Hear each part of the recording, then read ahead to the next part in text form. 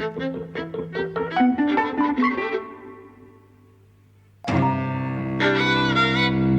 and welcome to Eavesdropping at the Movies. I'm Mike. And I'm José. And today we're talking about two versions, two classics, dare I say. We're talking about The Shop Around the Corner, directed by Ernst Lubitsch in 1940, with James Stewart, Margaret Sullivan, Frank Morgan.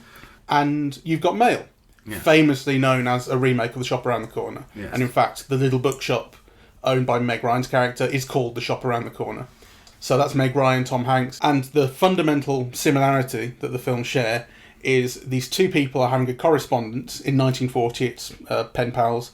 And in 1998, it's over email and AOL Instant Messenger, as it was at the time. And they happen to know each other in real life. They don't know who they are anonymously, and they get on very well in their anonymous correspondence and not very well in real life. Which is another similarity. Well, that is the central... I'd say that's the central similarity. Okay, well, in that case, it has more. Yeah. Yeah, it has moments of dialogue that repeat. It has the whole sequence where they're waiting to meet each other on their first date.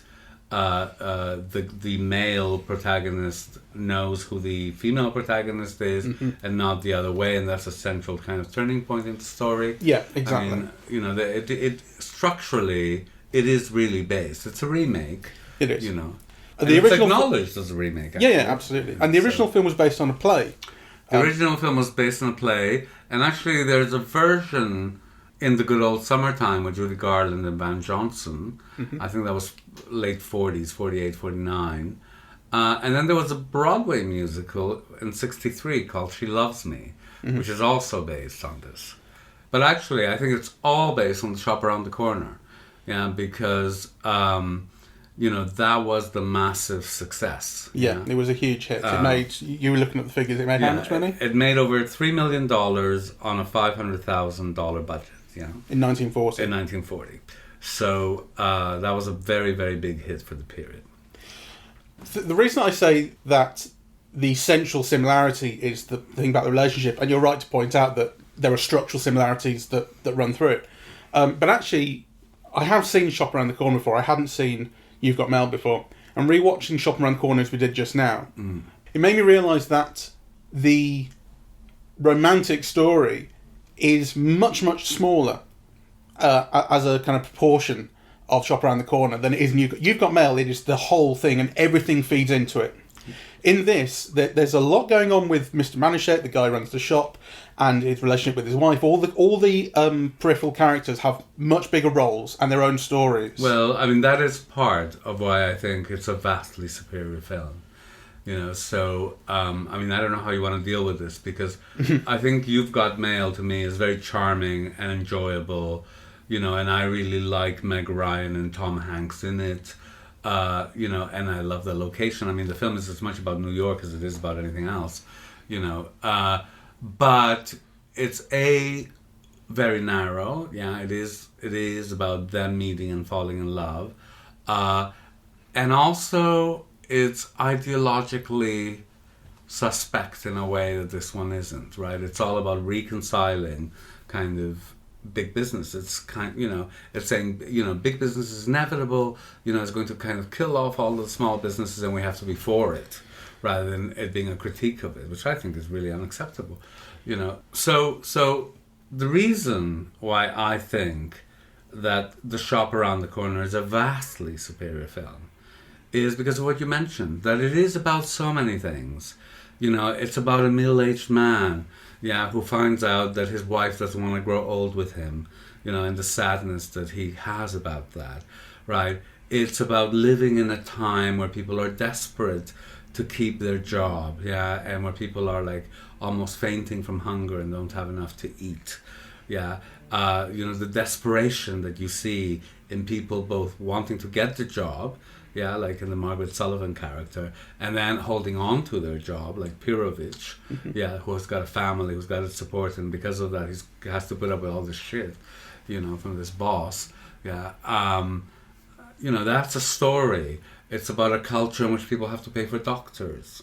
And it's a worry and it's a concern, right? There's so many things going on. It's about people also selling themselves for money, right? The whole point of the Vadash character is, he's a gigolo. But why is he a gigolo? Why is he going out with this old woman for money? Yeah. So all of that is superior. I think that the romantic story is inferior to You've Got Mail. I think it benefits in You've Got Mail from being the focus. I disagree. I was very moved by it. I was moved by so many aspects of it in a way that You've Got Mail doesn't move me. And also, I think Margaret Sullivan. I mean, and James Stewart for that matter. Kind of the way that Margaret Sullivan reads that letter. Da da da da da.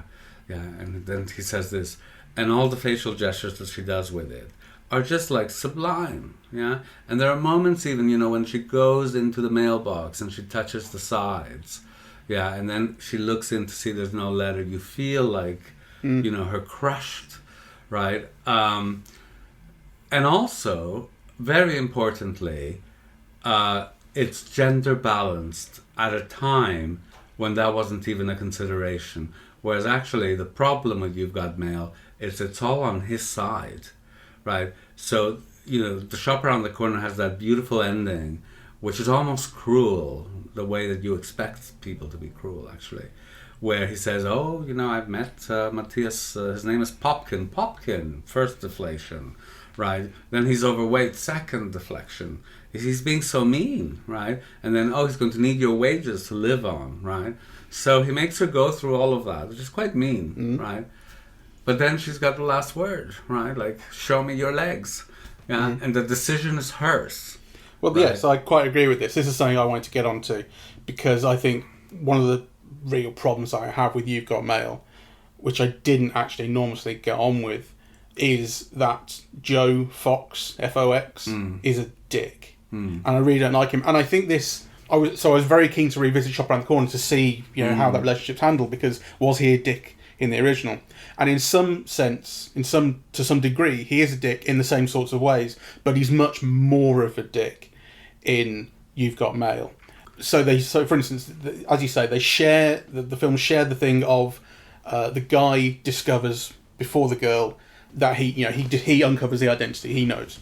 And it happens outside the cafe where he's with his friend. In this, I forget the actor's name, but it's James Stewart. No, the friend. That is Felix Bressard, who plays Pirovich. Yeah, he's the guy who said it'll be a terrific laugh. Yes, isn't it? In To Be or Not to Be. In To Be or Not to Be. So he's with the friend. He's the friend in that, and it's Dave Chappelle in You've Got Mail. Yes. And the guy is there going, just take a look at her. Tell me if she's hot or if she's ugly. And they have a look, and then the line comes out, if you don't like the name of the girl, you're not going to like this girl. Why? Because it is this girl. And upon discovering that, your man goes into the cafe pretending to just, happen to see you here, and starts basically being mean to the girl. Teasing her, but she has no idea. She's expecting this guy to come. He invites himself into a conversation with her. In both films, I find that a really cruel, mean thing to do, and not charming. And I think the films want you to feel that it's funny, and I really don't. Well, the films share that. They also share a very different turning point. Yeah, because I think the idea of Alfred Kralik, the James Stewart character, is that he's going to reveal himself, and she's just being too impatient. She's too nervous, and you understand her, and you understand him, because he is going to reveal himself. And then there's that moment where you really feel his pain. Yeah, where he says, "You insignificant little clerk," right? And that is like completely mean and crushing. She's so mean, right? And that's when he, decides not to. Yeah, and he just leaves. I mean, because actually he is just a clerk, and he is insignificant. And if she can't, go for him, then she's right. Yeah. So, but it's a very cruel thing to say. Right? Sure. And in You've Got Mail, the line is, because he's a huge business owner in that, who's threatening to swallow her company, yes. And put her out of business, which he in the end does. and the line is more along the lines of you're a broken person inside, being a big businessman. But I still think it's basically a cruel thing to do, the way that the men handle that scene in both films. But as it goes on, Joe in You've Got Mail carries on for ages and really appears to take some glee. And the relationship interpersonally between Joe and I forget the character's name, Meg Ryan's character, is much more vile than it is between the two of them in The Shop Around the Corner. And you really feel the sparks going between. They do not like each other at all, and he really takes some glee in kind of lording over her, kind of what he knows, and teasing her about this guy who didn't show up and so on and so forth. But then he turns it into ingratiating himself into her company when it gets to, you should tell him this, and they start hanging out and they keep quote unquote bumping into each other. Shall we bump into each other tomorrow and so on?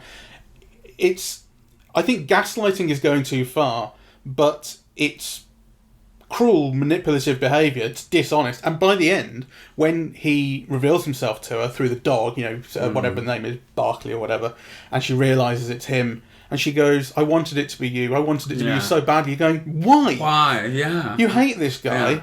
Yeah. And even if you started to like him through this manipulative sort of campaign he was waging on you for the last sort of act of the film, once it's revealed that, you may have suspected it and wanted it, but once it's revealed that he was lying, why would you be okay with that? It's really not nice. No. And I don't buy it at all. No. I buy it more in this. It's much more gentle in this. Yes. And actually their relationship, like I say, they're not going at each other to nearly the extent that they are in You've Got Mail. No, and they're very considerate, and you have more background.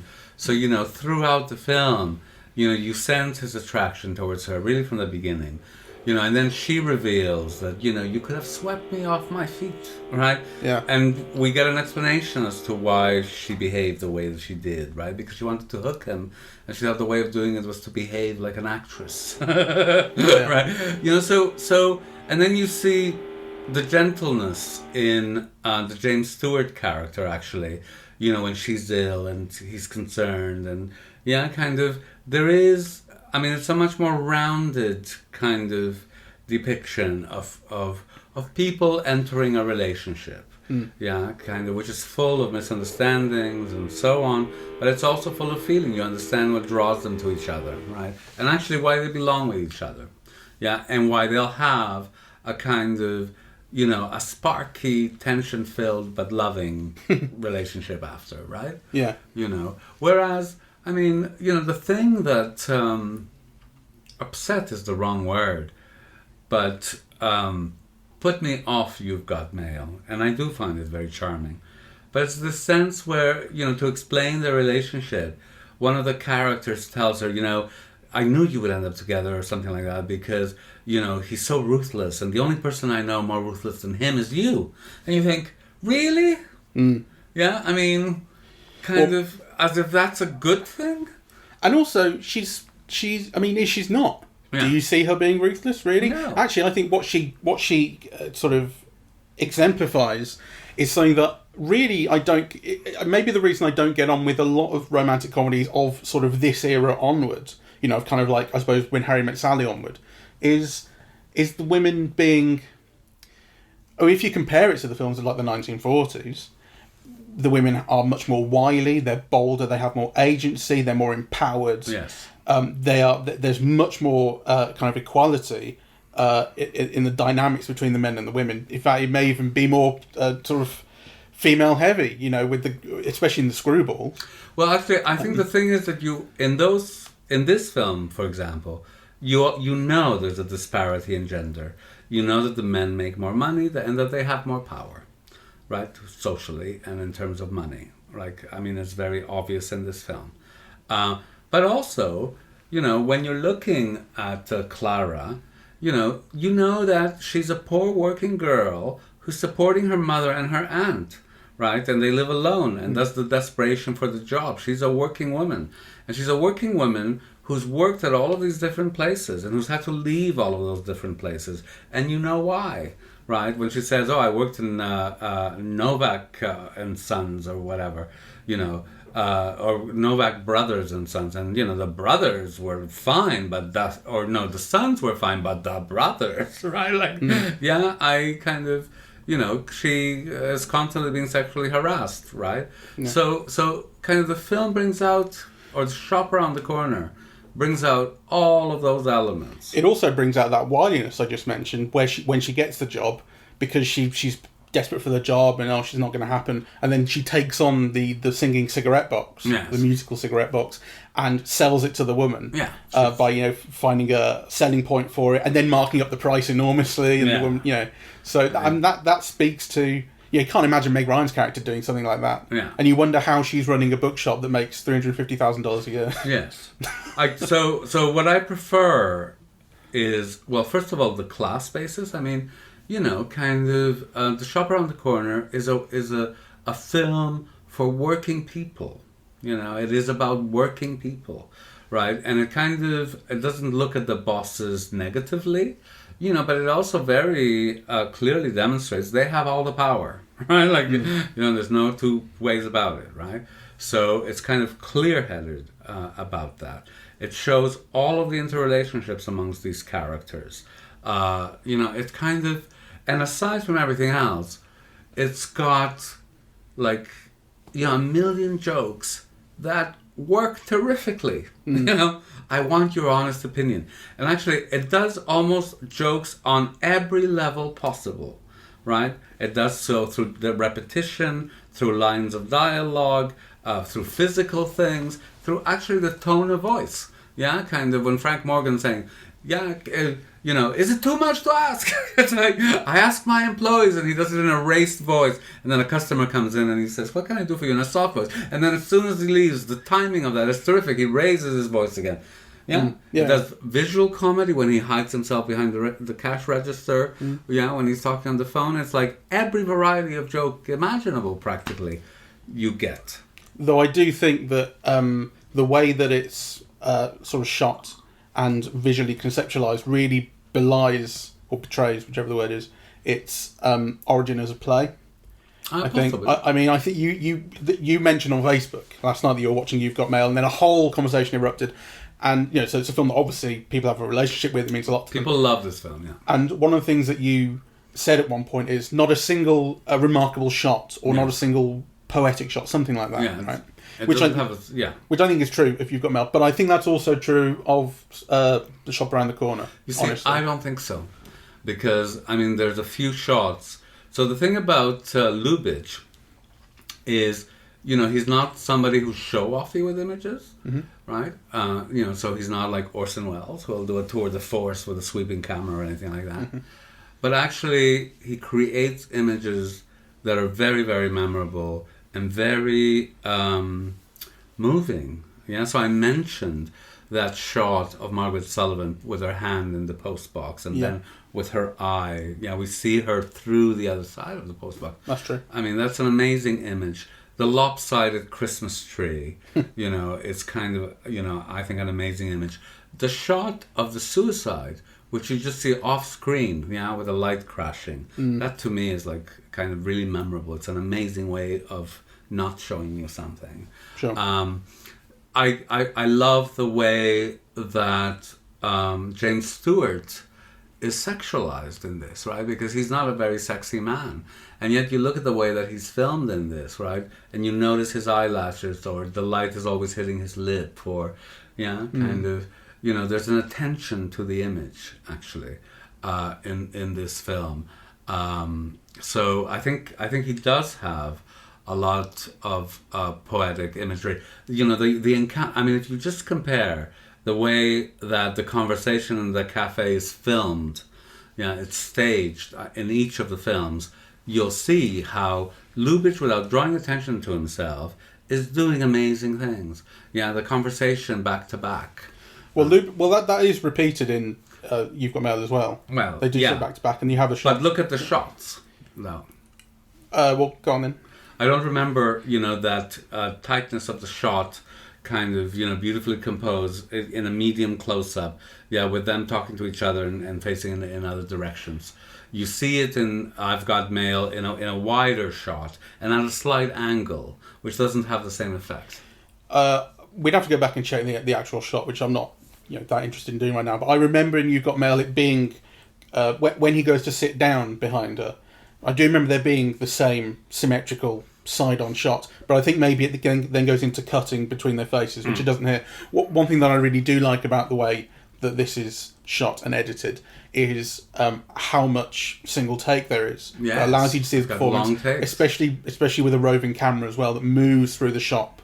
I really like, you get to see the performances, but I also do think that means that the opportunity for kind of more interesting compositions is maybe lost to some degree. So some of it, none of it is ugly or anything like that. I mean, I wouldn't go that far at all, but some of it is really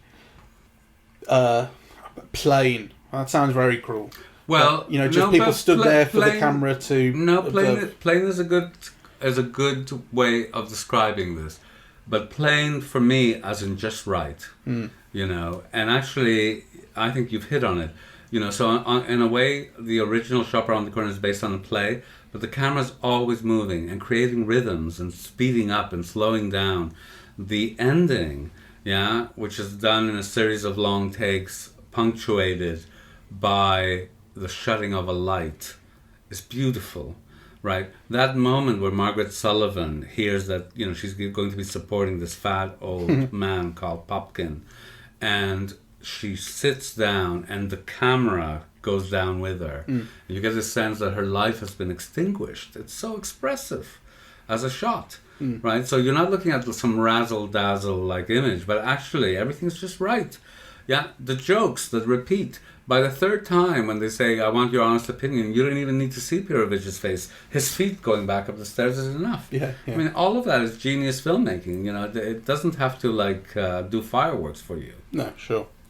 I think that's all fair. Can I say one thing that I think is genuinely better handled in You've Got Mail than this, which I think is actually very poorly handled in this, is the sequence, or in this actually it's just a shot, a long take, where they're outside the restaurant, outside the cafe, looking in. Because in this, in the Shop Around the Corner, it's handled in a single shot. You don't get any cut into the girl they're looking at, or the girl he's looking at, and then reveals. Whereas that's what you get in You've Got Mail, right? He's looking through the window, and you get the eyeline shot, looking at Meg Ryan, and then it's revealed that it's Meg Ryan, and you cut back out. Whereas in this, just in one take, you just see the two of them stood outside, and I think you need the shot of her. You're just relying on the dialogue here. Oh, it looks like her. Oh, it is her. I think you need to see what they're seeing. Well, I don't agree. I really think that, and because actually, the other part is in the Shop Around the Corner. That's the revelation that this is the girl. You may well suspect that beforehand. In fact, maybe there were trailers where it was part of the selling point. But that's supposed to be the revelation in this. You're not told before then concretely, oh, it's Margaret Sullivan. Whereas from the start and You've Got Mail who they are. That's the problem. I think that's the problem with You've Got Mail, because actually, I think the conversation between Kralik and Pirovich, just the rhythms of it, is funnier than it is in You've Got Mail. And for me, it has to do with that. Well, it is her, Yeah, but I think you need the insert, because at that point, this is the film confirming to you as the audience that this is her. I don't agree. I need to see it. Show me. Really? But actually, that's part of the way that the film creates tension and so on, because you don't see it until he tells it. And then immediately after he tells it, you see it. No, you don't. That's what I'm saying. You don't. When he says it looks like her, oh, it is her, you don't get an insert. What happens is... I agree that we don't get an insert, but eventually he goes in. Yeah, eventually he goes in and see her. But it's not... But again, it should be... I think it needs a shot there. I think it needs an insert there. Well, I don't, because you actually know it. Beforehand. He's writing letters, she's writing letters. So I think you don't need that. And you don't get it, but what you do get is a series of rhythms that land as a joke. And kind of a much better joke than in You've Got Mail. So I don't agree with that either. I mean, the joke is the same in You've Got Mail, and I don't think it works any worse in You've Got Mail. I think it does. I think the timing is better, and I think part of the reason why the timing is better is because there's no cuts. I disagree. I mean, no, I disagree. I really think I was missing that shot there that just confirms. Oh, this is what he's seeing. I think that is missing from that version. Well, of it. What I really hate about the one in You've Got Mail is the reaction of Joe Fox, who starts celebrating. Yes, she's hot. Oh, like the most important thing in the world is that she's sexy. Yeah. And it's like, oh, you are a dick. I hate you. You're such a well, you see, I mean, the thing is that the accent on Shop Around the Corner is on feeling, on love of literature, on what literature tells us about being human that they both share, right? So it's about establishing a world of shared ideals, of like-mindedness, right? And of course, that theoretically is also the case, with You've Got Mail, except, as you say, then so much of the emphasis is on, the looks. And of course the looks are mentioned. We're told how pretty Clara is, but not too pretty. Right? So all of that, I think, is just so much better for me. The film puts this accent on feeling is so important. And also, I think, from the moment... I mean, again, here talking just about cinematic devices and the use of them and, making them expressive.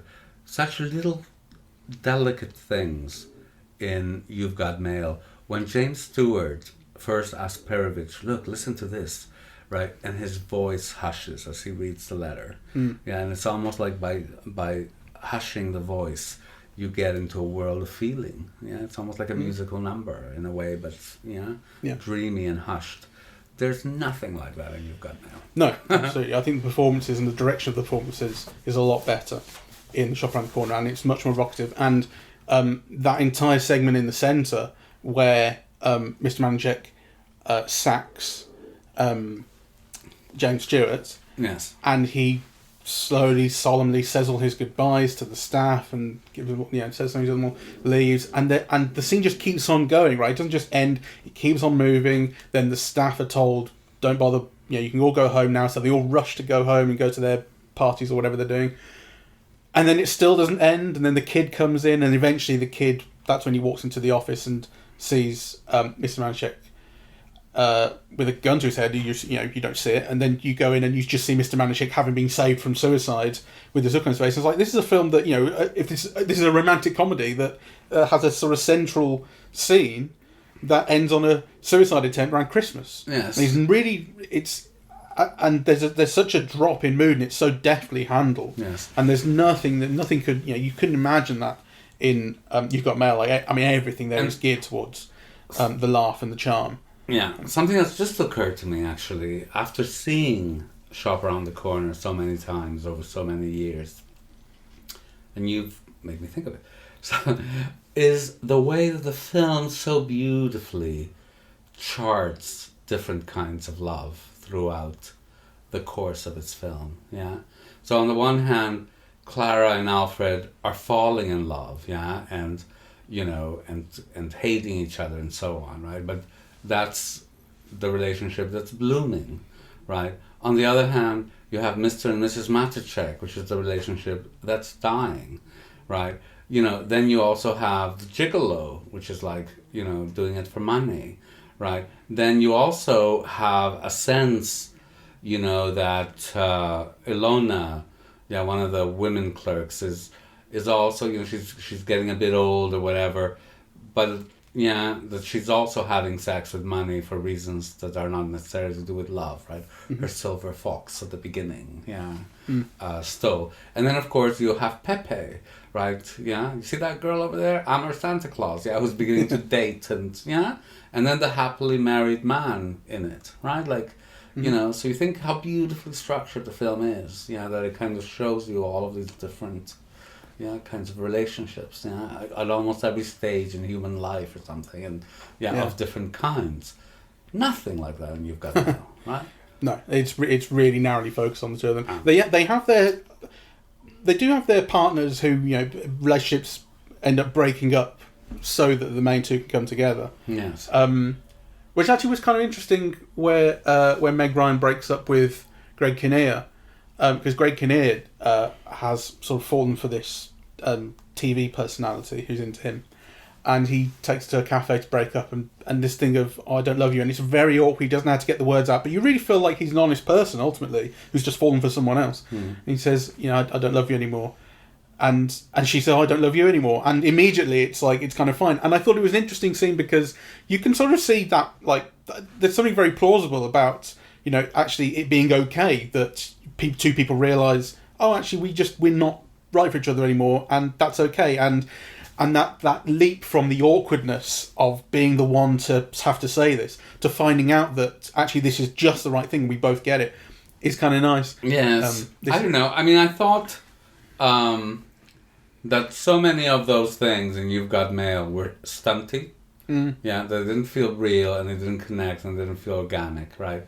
So the stepmother who makes a pass at him, right, and then runs off with the nanny. Yeah, like, kind of. So it's almost like each of those elements is meant to be a joke, right? But they somehow doesn't connect to get together with a person, or at least it doesn't to me. I'll tell you one thing that does, and this goes back to Joe being a dick, is when he says he's broken up with the Parker Posey character. Yeah. You know, he breaks up with her and then he tells his dad, and his dad says something like, can I get a number, or would she be into me, or something like that. And it's just a joke. It is just a joke. But you also get like, oh, this is who this guy's dad is. That's why he is who he is. Yeah, yeah. I know that, like, Joe is a dick because his dad is a dick. Yeah. Well, there is that. Anyway, perhaps I've talked too much about, you know, because I do think that The Shop Around the Corner is one of the masterpieces of cinema. And I don't think that You've Got Mail is. No. Yeah, which is not to say that I think You've Got Mail is a bad or unenjoyable film. Yeah, it has a lot of pleasures. And, you know, New York is one of them. I do actually very much like Tom Hanks and Meg Ryan in it, you know. And I particularly love the soundtrack. I actually think that the soundtrack, to me, makes the movie. Yes. The soundtrack and the locations make the movie. You know, because the soundtrack is absolutely brilliant. And sometimes it brings energy or feeling where actually the film itself is not conveying it. It's being conveyed through the music. Yeah. I think it's something that I said to you before. I forget which film it was, and you disagreed at the time. But I said, bringing in this piece of music at this point is cheating. Because I think actually it was a Portrait of a Lady on Fire, Portrait of a Young Girl on Fire, where it's Vivaldi at the end, Summer. The presto from it, and it's so powerful that, like, you could play that over anything and it would be powerful. At the end of this, when Somewhere Over the Rainbow plays that version, and it's very beautiful. Very beautiful, and they see each other, you know, that made me feel something, and I'm going, the only reason I'm feeling something is because of this music. I felt that way at that very moment as well. Yeah. You know, because before I was admiring the music, it's got a great soundtrack, right? And, you know, kind of, I was just, like, enjoying it, really, previously. But at that moment, I thought this feeling should be coming from the scene, not from this music. The music is telling me that this scene is romantic, and actually I've been so suspicious of this relationship all along that I do not think it is, and I resent the music making me feel something. Well, I wasn't so angry at it, though. I do, you know, that line of "I hoped it was you" or whatever the line is. I wanted it to be you. I wanted it to be you. I thought, what a betrayal of the original premise, like. You know, at least Clara has her self-respect. Yeah, she's willing to be single and continue supporting her mother, you know, and her aunt, right, if she doesn't fall truly in love and if, you know, her partner isn't who she wants it to be. Whereas, like, I wish it was you, really. What you get in this, what you get in You've Got Mail, which you get a lot less of in The Shop Around the Corner, is reading from the correspondence. Yes. You listen to them as they are corresponding live, like they are sending emails to each other like that, so they're not waiting for letters to come back and forth through the post. And at one point, like I say, they start using instant messenger as well. It's not just email. And it's like there's like a kind of Sex and the City voiceover as they're composing, you know, the emails. I think that's quite effective, though. It with Joe's character in particular, there's something psychopathic about, like, the version of himself that is his inner monologue and his private self, and the version of himself that is this ruthless businessman. You know, like, they are such different people. Although there is that one point where, I think it's quite early on, where he says, "Oh, I'm a businessman," and then he starts giving Shop Girl, as she is, advice on how to keep this big business from destroying hers. And he says, "You've got to be ruthless. It's not personal. It's business." That's a line that keeps coming back. Yes. So they're not. He's not a completely different person in private to the public persona. But I mean, the whole thing about The Godfather is something that I'm always very suspicious of. Yeah, because it's not the first movie to kind of where characters live their life by quotes from The Godfather. Right. That's almost a trope in films and television shows of the last 20 years. But there's something very unattractive about those films and television shows that do. Yeah. Right? Because, the whole thing about The Godfather is it's meant to be a critique of America and capitalism, and actually the way that the characters behave in The Godfather itself is seen as being very bad. Right? Whereas actually kind of, here you have the Greg Kinnear character and the Tom Hanks character, like quoting lines from The Godfather as if it's a code of ethics to live by. I mean, this bit really made me laugh, and I think it is more resonant now than it was then. The Godfather bit, because they're having this online correspondence, and it's just these short messages going back and forth, and then he says the line from The Godfather, and she says, "What's that?" And he says, "Oh, you don't know The Godfather? Oh, every line in it is meaningful. This line means this line means that. Every line in it, and it's a long message." And I'm like, I know this guy. I've been this guy. I've been the guy who sits there telling people for 4 hours what The Godfather means. Do you know what I mean? And actually not The Godfather, because I don't know The Godfather that well, but that kind of thing. Yes. And women are so used to hearing that, like more now than ever. And there's a brilliant article on McSweeney's, which is called, it's by Ali Elkin, and it's called "An Oral History of Quentin Tarantino as Told to Me by Men I've Dated." And the idea is like she's never seen Pulp Fiction, but every guy she's dated has told her what a brilliant film it is and gone on at length. Yes. It's a really, really good article worth reading, and like this is exactly that. Right. And also it reminded me of a bit in what's the Gwyneth Paltrow one, Sliding Doors, which came out at around the same time, I think, 97, 98, something like that. Where the main character, the male love interest, quotes the Spanish Inquisition scene from Monty Python at length. He doesn't do anything with it, he just quotes it, and his friends laugh. And Gwyneth Paltrow laughs. He's like, Gwyneth Paltrow is not seduced by that. No, I can tell you, no woman is seduced by quoting Monty Python. You know what I mean? And it's the same sort of thing, like this. Well, actually, I was going to say this has been written by a guy. This is what guys think. This was written by a woman, yes. 2 women, and apparently this. Well, to be fair, she's not seduced by it. She doesn't question it. She believes it. So that's what I think is unrealistic about The Godfather. But here, she takes the advice, whereas she should be going, "Oh God, fuck this guy." Yeah. But it reminded me of that. Like it struck me, even if it didn't mean to, it struck me as very, very true to life that guys just get tunnel vision about doing that. Sure. Like I've just done in a way. Yes, and that could be seen as a critique in the film, right? It's true. I mean, it's interesting, because Nora Ephron is a very interesting person, as a writer and as a personality and as a humorist, really. And she comes from a long line of, screenwriters. Her parents were screenwriters. But... yeah, I don't know. Maybe the reason also why she was so successful is because she's so uncritical of everything that is successful, including The Godfather. Do you think that the Starbucks thing is... product placement? No, I wasn't going to say that. It might well be. It definitely was. I was going to say more subversive than initially, because like the central conflict superficially between the main characters in You've Got Mail is that Meg Ryan owns a small children's bookshop, and Tom Hanks runs the giant sort of Waterstones type. Actually, these days would be more like an Amazon, bookshop that is coming in and taking everything over. It's building a massive store. It's going to cannibalize the entire area, and she's very, very against that. But ultimately, she gets put out of business, and she's angry. But she doesn't seem to suffer any initial or any immediate financial burden. And neither do any of her staff, seemingly. Yeah, so there's that. But though, isn't there a line that they all go to work for Fox or something? Yeah, I think so. Which is well, actually, something similar happened in Black Books, which was the Channel 4 sitcom about a small bookshop, and then a giant bookshop called Goliath Books opens next door, and they all, I think, some of them go work for that. So the giant bookshop comes in, and big kind of faceless capitalism is bad. and keeping the small independent bookshop alive is good. But she goes to Starbucks, and as you say, right, this is product placement. Like, there's no way this is not a moneyed transaction between Starbucks and the producers. But is it kind of, Starbucks is like kind of the archetypal, or at least was at the time, the archetypal company that was coming in and putting independent coffee shops out of business. Yes.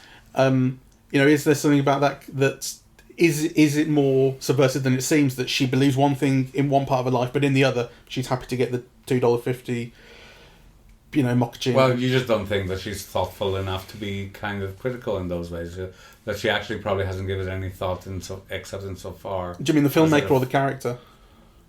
Well, both. Right. Yeah. So the character insofar as it affects herself, and the film is pro business like that. Mm-hmm. I mean, it's not at all critical of Fox. Why would it be critical of Starbucks? Yeah, and what happens at the end, right, is because they fall in love and it's all great. Isn't there a bit in the big giant bookshop, the Fox bookshop, that is like the corner that Meg Ryan reads to kids in? Isn't there like a bit of that? Well, so it's like it kind of... That's set up from the beginning of the film. So every bit of the bookshop is working except that, because they have that competition. Once the competition is over, that bit of Fox Books becomes like the shop around the corner. And so, the film is basically telling you nothing is being lost. And actually, aren't these big shops better anyway? They have big chairs and, you can sit there and while away the day and, and so on. Actually, Lawrence was very interesting about this, and, it could very well be true. In my experience, it's not true, because... you used to go into these little corner bookshops and everyone would know all the books they owned, and they would recommend things and they would get them for you and you could have a chat and so on. I mean, that has never been my experience in a big chain, Waterstones or whatever. Even when they did have comfy sofas and whatever, I've never, other people have, I acknowledge, whiled away the day there or whatever, but it's never felt cozy and intimate, and you having an exchange over the years with people, like I had with other bookshops, particularly in my youth. But Lawrence very interestingly pointed out that type of bookshop has grown and died in our lifetime. The big corporate bookshop. Yeah. Yeah, because Amazon and online retailing. So we've lived through the period where, that huge Waterstone thing ate up all the little bookshops. The little bookshops disappeared, and now the big chain shops have disappeared because of Amazon. So that period actually didn't last very long. No. Which is a different kind of argument, I suppose, but an interesting one. One thing that I really liked about You've Got Mail is that I liked the supporting turns, which aren't given nearly as much space as they are in The Shop Around the Corner, where they're given whole storylines. Yes. But in this, particularly, let me find the name. It's got a great comic supporting cast. Heather Burns, who plays Christina, who's the kind of the slowish girl who works in the children's bookshop, is wonderful. I don't remember any particular line she has, but I love her presence and her style and her tone. She does very much the same thing in Miss Congeniality a couple of years later, where she plays kind of a slow but very friendly, girl who's lovely. And Steve Zahn, who plays George, is fantastic. And he's got the first line that I laughed at, which is where he comes in. They're talking about cybersex, and he comes in and they ask him, and he just stands there and says, "Well, as far as I'm concerned, it's just another way to the internet's just another way to get rejected by women." And it's wonderful. And he has a real Gen X. Like, actually, he's kind of out of place. He's like a West Coast surfer, grunge guy almost. Yeah. Or transplanted into New York, but he really works, and I like him a lot. And actually, he has the other line that I really loved, which is not a comic line. It's where Joe comes in to sort of inspect this bookshop at the start, and he's looking at some book that's autographed and very expensive, whatever. Yes, and he says, I remember that line. And he goes, "Oh, that's why it costs so much." And Steve Zahn goes, "That's why it's worth so much," which is a great line and really insightful and perceptive. I like that. I love Jean Stapleton, the old lady accountant. Yeah. And she brought an incredible amount of warmth, and the sense of a real person, into what is really a nothing of a part. I also love Dabney Coleman, who is Tom Hanks's father. You know, because he's got that superficial, and he has a great way with a line as well. So, you know, it has a great supporting cast, but it just doesn't add up to the warmth, the truth, you know, the sense of a life and, of people living it and an insight into it. And also, it doesn't have jokes, you know. No, not as many, and mostly not as good. Yeah. It's got some. It's got some, yeah. I mean, it's got more than some. Let's be fair, and there's a reason that the film was such a huge success, which it was. Yeah. It made $250 million. Yes. In 1998, which was a lot of money. It was a sociological phenomenon, right? Yeah. The film. And someone was saying on your Facebook feed that they were just watching an episode of Friends that happened to have a reference to it in it. Yes. Like it was everywhere. Yeah, it was everywhere. Friends, I suppose, also shares that thing of sort of very well-off people in New York who, no matter what their job situation, they always seem to have enough money, enough time. Yes. You know, so how's that? Yes, it's a film made for them. Yeah. The last thing I want to think about, and I'm asking if you have any thoughts about it, is a comparison between Hanks and Stewart, not as performers in these particular films, but as actors and personas more generally. Like, I think they are kind of compared, I think. Well, I think they're both very warm everyman, right? I love them both.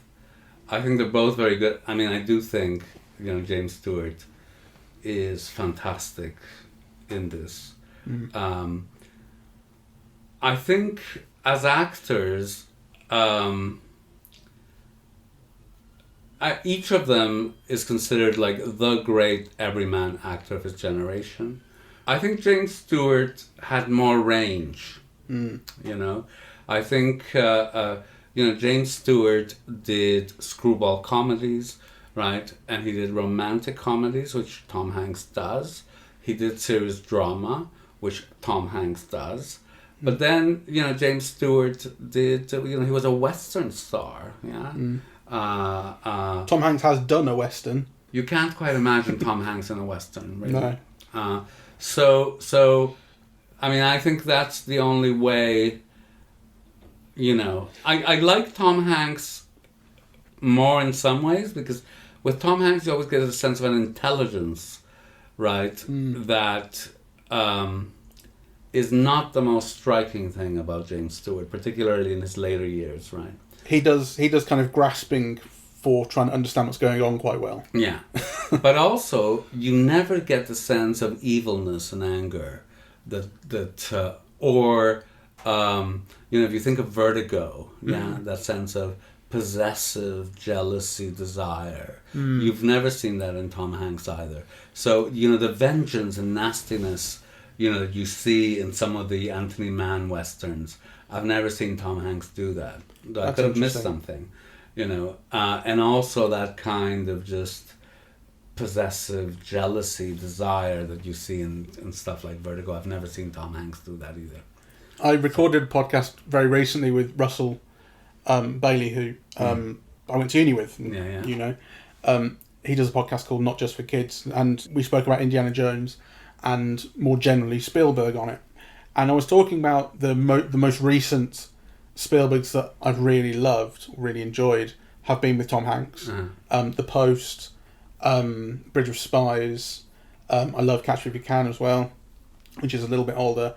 And I think, you know, there's something about them two together which is wonderful. But there's something that I'm very suspicious of when the two of them are together, which is like because they are so giving me something that's comfortable. Always. I'm very suspicious about that. Do you think that's something that James Stewart ever? No, I think James Stewart made you uncomfortable in some of the things. You know, you got a real sense of anger and vengeance and meanness in some of the parts that he played. And actually, I see that as a problem with both Tom Hanks and Steven Spielberg. And that's the reason why we feel differently about The Post and The Bridge. You know, I just kind of think it's too comfortable. Your words are right. I agree with that. But I think that's also true of some of Tom Hanks' performances. You know? Well, that's kind of where I was going. Yeah, like is that it's this thing about the everyman with Tom Hanks, I think it's really, really right to say I can't think of a villainous performance, or at least a great villainous performance. He may have done small parts, and in this, I suppose, I consider him kind of a villain in You've Got Mail, but that's not what he's supposed to be. No. He's supposed to be charming and romantic and so on. And also, I think you can see somebody like Tom Hanks maybe at his greatest do something like It's a Wonderful Life. Yeah. But I can't really see him do the nastier edged Western roles. I just can't. I'm just looking at Tom Hanks's films just to see if anything villainous stands out. I bet there won't be a thing. And let me get James Stewart's filmography out, and I'll give you a whole list. A lot of his earlier stuff I don't actually know Tom Hanks, but I don't think anything stands out. When you get to Sleeps in Seattle, Philadelphia, Forrest Gump, Apollo 13, Toy Story, Saving Private Ryan, You've Got Mail, The Green Mile, Castaway. He's the guy on Road to Perdition. I haven't seen Road to Perdition. This is what I'm saying. So I don't think it went down amazingly well. Made good money, but. And is he supposed to be villainous in that? I think that was supposed to be the film where he was doing something different. And yet, if you look at things like The Naked Spur, right, or even The Man Who Knew Too Much, the Hitchcock film, yeah, and then if you compare that to Vertigo, An Anatomy of a Murder. Right, that's a whole range that I think we haven't seen in Tom Hanks. So, we've seen the Frank Capra, James Stewart style in Tom Hanks, but we haven't seen neither the Hitchcock nor the Anthony Mann side of James Stewart. Of Tom Hanks? Of Tom Hanks, yes. Yeah, no, I'm just looking through it. It's very... Unless Larry Crown or Extremely Loud and Incredibly Close have kind of villainous aspects, which I don't know. Charlie Wilson's War, I don't know. I don't think so, though. Cloud Atlas had some kind of villainous-ish parts, but then there were lots of parts in that, and it's not really... Doesn't really... Captain Phillips, Saving Mr. Banks, Bridge of Spies, Sully. I mean, Sully is the all-American hero. He stopped the... he did the anti-9/11, saving the plane from hitting any buildings in New York. And then he ended up playing Mr. Rogers. I mean, Jesus. And everyone's going, he's perfect for it. Well, of course he is. Of course he is.